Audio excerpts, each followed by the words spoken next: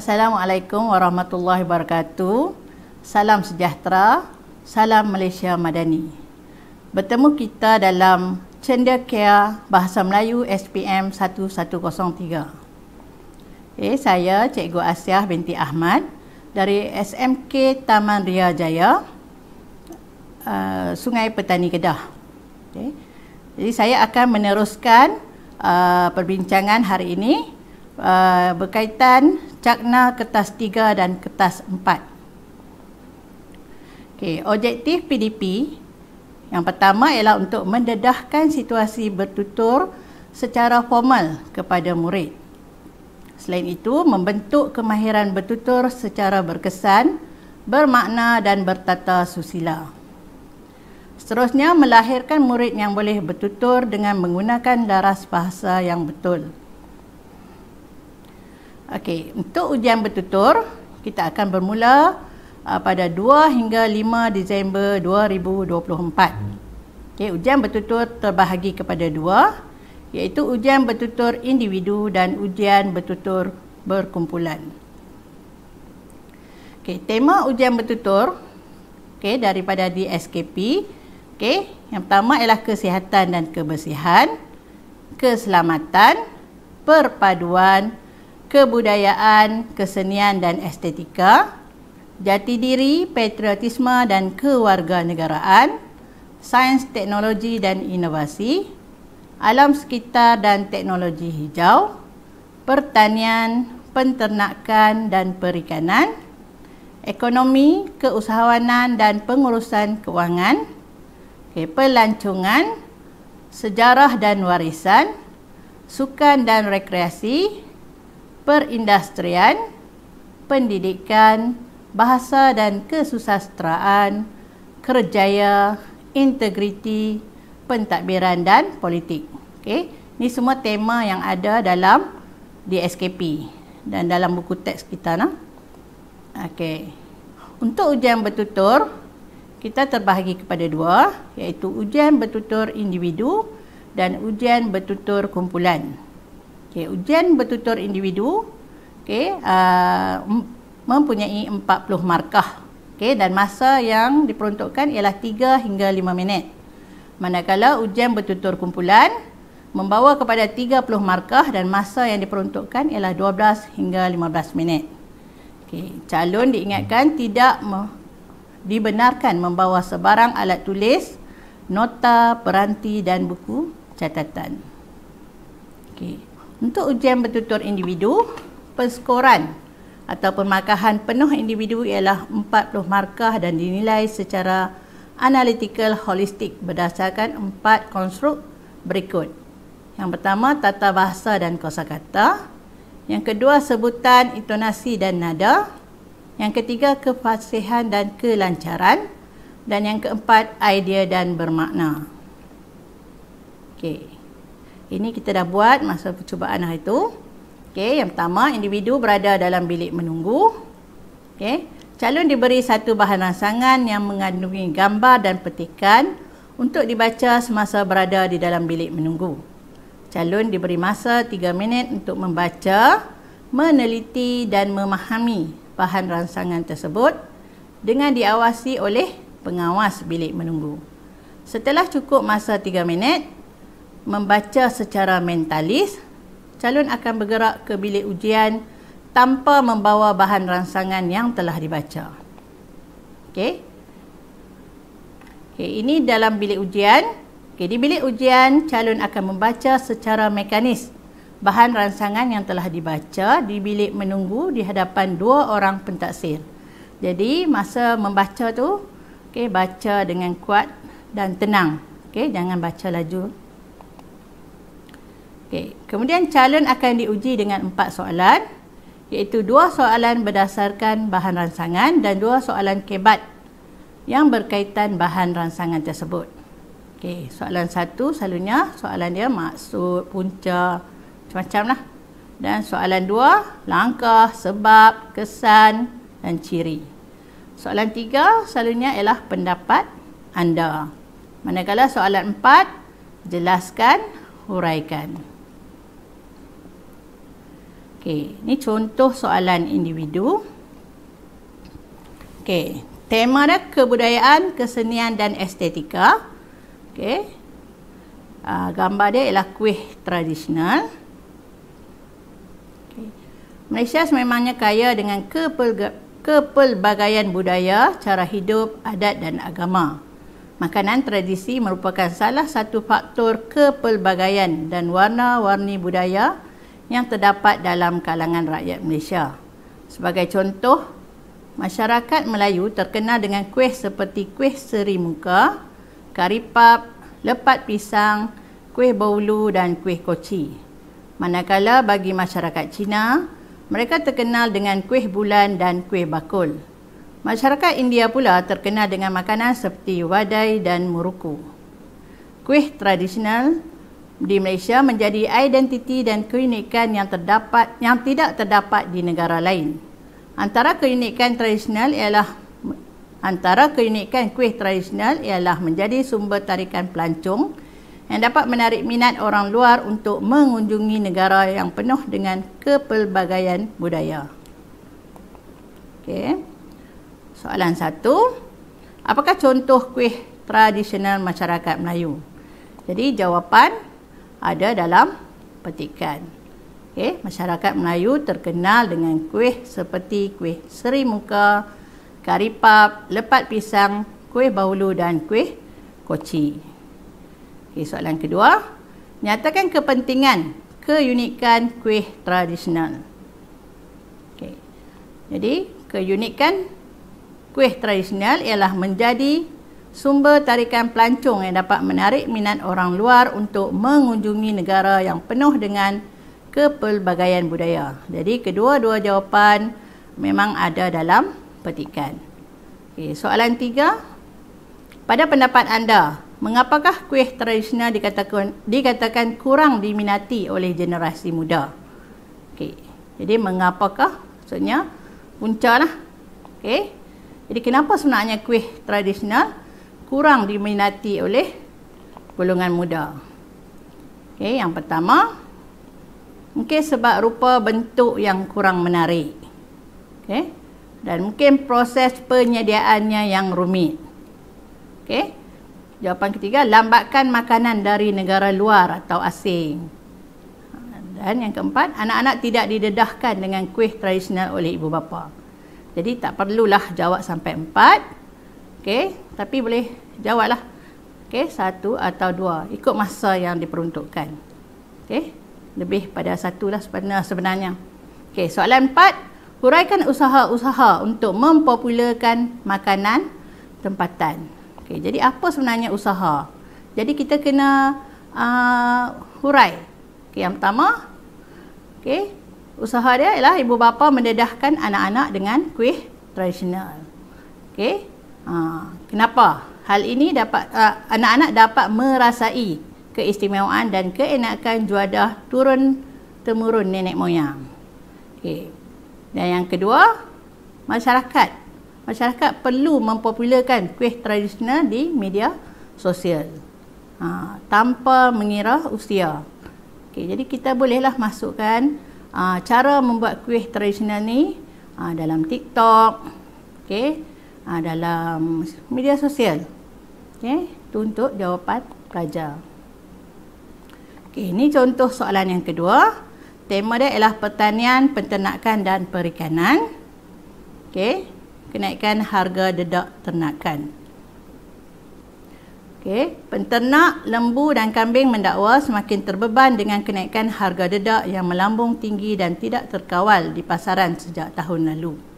Kenaikan harga makanan ternakan itu dikatakan meningkat setiap minggu antara RM2.50 hingga RM5 sekilogram mengikut jenama dan kualiti dedak tersebut.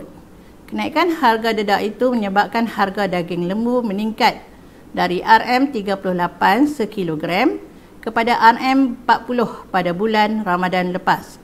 Harga dedak dijual pada harga RM38 hingga RM76 bagi setiap satu guni seberat 50 kg di pasaran. Pengilang dan pengedar dedak menaikkan harga kerana harga jagung dan kacang soya yang diimport semakin tinggi.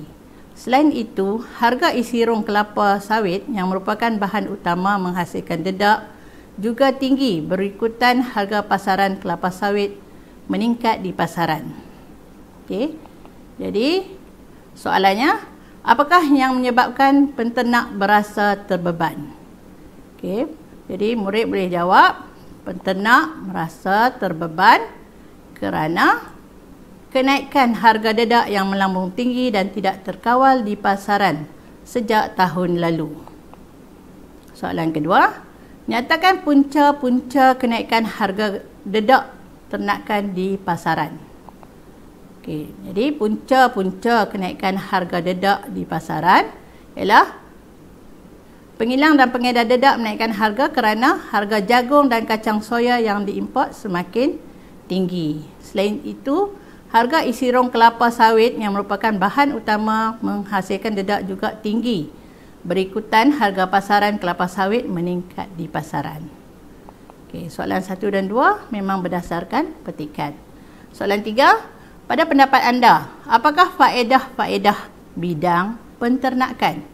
Jadi, pada pendapat saya, faedah-faedah bidang penternakan, okay, apa yang faedah dia? Yang pertama, meningkatkan ekonomi negara. Okay, faedah lah. Dia penternak menjual ayam dan mendapat keuntungan yang tinggi. Okay. Selain itu, dapat mewujudkan bekalan makanan negara yang mencukupi. Okay. Negara dapat menghasilkan dan membekalkan bekalan makanan secara domestik dan tidak bergantung kepada industri import.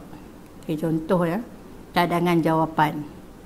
Okay, soalan 4.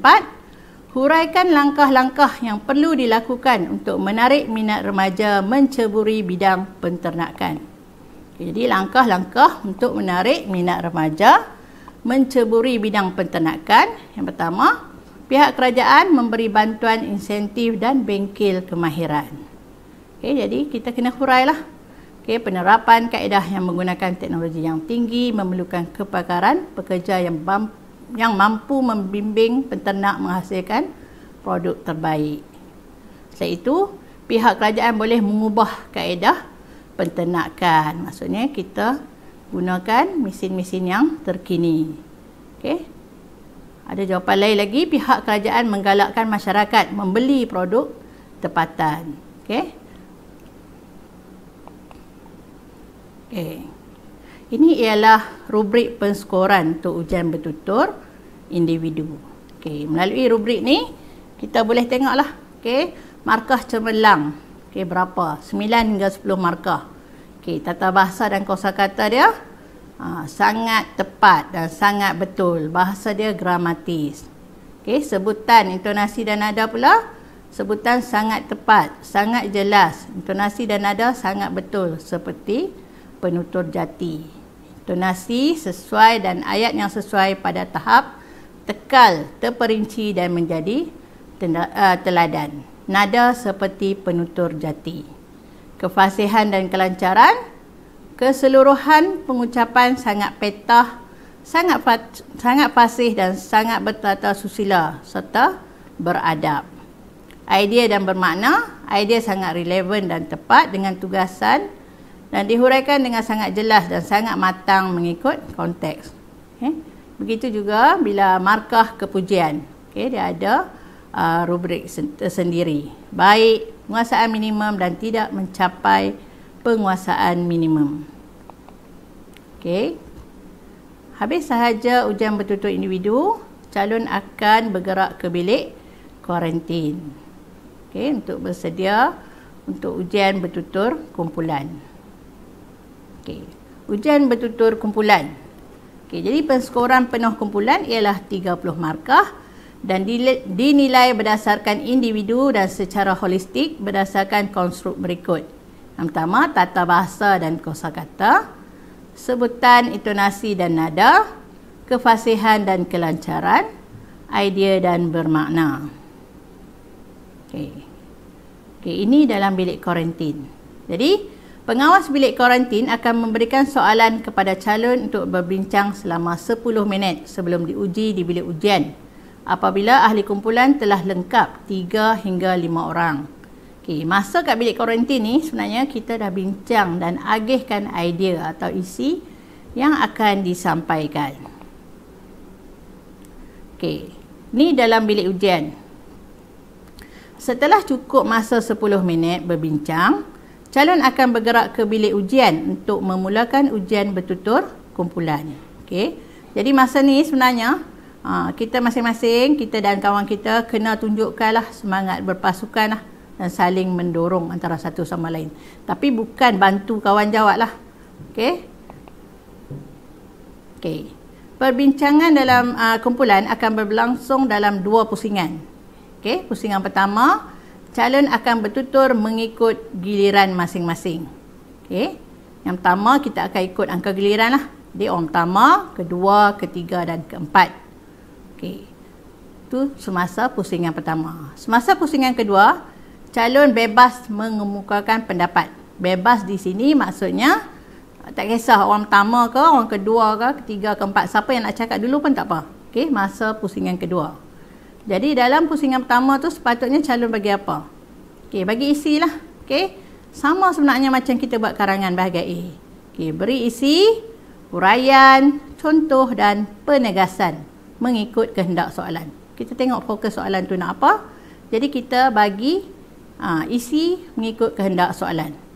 Okey, semasa pusingan kedua, calon bebas mengemukakan pendapat selagi mengikut tugasan. Maksudnya okey, siapa-siapa yang nak bercakap pun tak apa. Okey, tapi masih mengikut kehendak soalan tu, mengikut tugasan, ikut kehendak soalan. Kalau soalan nak langkah, kita kena bagi langkah. Okey. Okey. Jadi jangan lupa ucapkan salam dan terima kasih sebelum dah selesai sesi dijalankan. Okey, ini contoh soalan kumpulan. Okey. Tema dia kesenian, kebudayaan dan estetika. Okay, pelbagai langkah perlu dilakukan untuk mempopularkan permainan tradisional. Bincangkan. Okay, jadi ada 4 orang. Okay, dalam 4 orang tu, okay, kita kena bahagi tadi masa dalam bilik kuarantin. Okay. Okay, jadi kehendak soalan dia, kata fokus dia ialah langkah. Dan tema dia ialah permainan tradisional. Dalam pusingan pertama, calon perlu berbincang tentang kata kunci langkah mengikut giliran. Dalam pusingan kedua, calon bebas berbincang selagi mengikut tugasan. Okey, jadi kalau dalam langkah mempopularkan permainan tradisional, okey, calon boleh ambil calon pertama. Kononnya nak ambil ibu bapa. Ibu bapa perlu mendedahkan anak-anak dengan permainan tradisional sejak kecil. Okey, jadilah bagilah huraian dia dan bagi contoh permainan tradisional. Okay, dan seterusnya bagilah penegasan. Atau kalau ada peribahasa, masukkan sekali dalam tu. Melantur buluh, biarlah daripada rebungnya. Okay. Kemudian yang kedua, pihak sekolah. Pihak sekolah menganjurkan pertandingan permainan tradisional. Jadi, hal ini dikatakan demikian kerana murid kaum lain dapat mempelajari pelbagai jenis permainan tradisional sesuatu kaum. Okay. Dan contoh permainan tradisional boleh bagi yang mana kaum lain boleh mempelajari permainan tersebut. Sebab tak kenal maka tak cinta. Okay. Selain itu, pihak yang lain, kerajaan mengadakan kempen kenali permainan tradisional. Okay, hal ini dikatakan demikian kerana dapat menyedarkan masyarakat tentang kepentingan mempelajari dan mengekalkan permainan ini. Kempen ini bolehlah dilaksanakan secara besar-besaran melalui media massa atau laman sosial. Okay. Sebab permainan ini, okay, penegasan dia dapat mendekatkan masyarakat dengan permainan tradisional. Okay. Saya rasa dah habis. Okay. Selain itu boleh juga jawab pihak lain. Okay. Kalau dalam Kedah ni, kita ada kampoi. Jadi dalam kampoi tu kita ada lagi agensi media atau organisasi. Okey, selain itu kita boleh letak individu. Okey, maksudnya individu sendiri. Macam mana cara dia nak mempopularkan permainan tradisional? Okey, soalan yang kedua ialah pelancongan. Tema dia ialah pelancongan. Sektor pelancongan memberi faedah yang besar kepada ekonomi negara. Bincangkan. Okey. Apa faedah pelancongan? Yang pertama, dapat merehatkan minda dan fizikal. Okey. Selain itu dapat menambahkan ilmu pengetahuan dan pengalaman, merapatkan hubungan silaturahim. Okey. Dapat meningkatkan imej negara. Okey, dapat mempopularkan Malaysia kepada pelancong asing. Itu banyaklah. Okey, menambahkan pendapatan. Okey, sebenarnya banyak faedah pelancongan. Okey, ini ialah rubrik penskoran ujian bertutur kumpulan untuk yang diukur secara analitikal holistik ataupun holistik. Okey, iaitu yang pertama cemerlang. Okey, markah dia 26 hingga 30 markah. Okey, jadi ada kategori lah sebenarnya untuk cemerlang. Mengemukakan idea untuk menyelesaikan masalah serta menyampaikan pandangan yang rasional dalam pelbagai ruang perbincangan dengan yakin, betul dan jelas.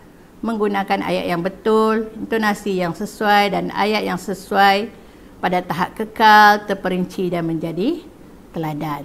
Selain itu, bahasa gramatis, penggunaan perkataan dan kosakata sangat tepat dan sangat betul. Okey, sebutan sangat tepat, sangat jelas, intonasi dan nada sangat betul seperti penutur jati. Okey, keseluruhan pengucapan sangat petah dan sangat fasih. Okey, dalam kategori cemerlang ni juga sebenarnya dia ada kriteria tambahan. Okey, kriteria tambahan ya, okey, amat aktif dan memberikan respon dalam kumpulan. Mempunyai keyakinan diri yang tinggi. Okey, melontarkan idea baharu yang matang, menggunakan kesantunan berbahasa secara bertata susila semasa membuat celahan. Selain itu, penyampaian amat menarik dan menjadi teladan. Itu untuk kategori cemerlang. Okey, jadi yang kedua ialah sangat baik. Okey, yang ketiga baik, memuaskan, terhad dan sangat terhad. Okey. Okey. Selesai saja taksiran kumpulan, sebenarnya calon akan diuruskan oleh pihak sekolah lah untuk tindakan selanjutnya. Okey.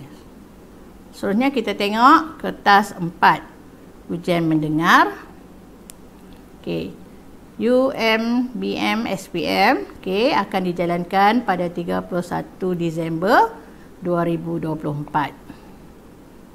Ujian mendengar 30 markah dan masa yang diperuntukkan ialah 30 minit.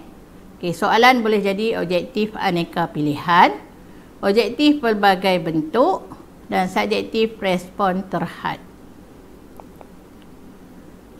Jumlah petikan 4 hingga 6 petikan.